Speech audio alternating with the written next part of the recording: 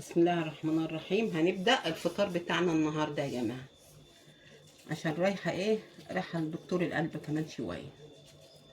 الحمد لله رب العالمين.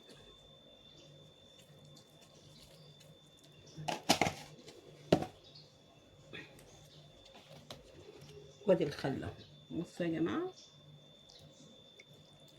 ده جميل الفطار ده، احلى فطار. بصوا يا جماعة، طبق اهو، طبق الفلفل اهو المقلي، وعلبة الجبنة هنفتحها بس بعد ما نصور لكم. وادي طبق الفول اهو، ها، اللي بيبهل العقول،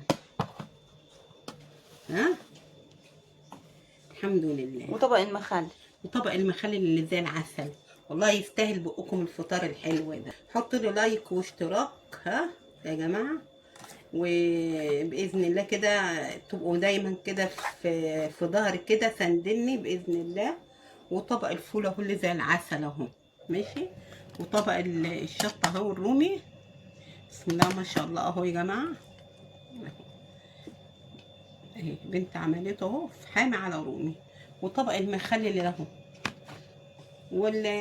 والبتاع دي علبة الجبنة هنفتحها. وادي فطرنا اهو، الحمد لله. مع سلامة الله يا جماعة.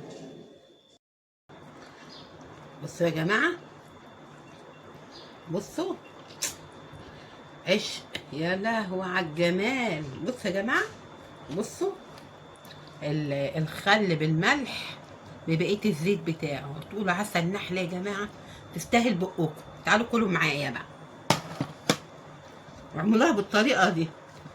بصوا بقى الخرش على الجمال. والفول بقى، اللقمتين دول مع بعضهم بقى يندمجوا مع بعضهم، يعملوا ميكس. يعملوا حكاية بقى الطعم. جربوا الأكلة دي بس، ها، جربوا. باي باي.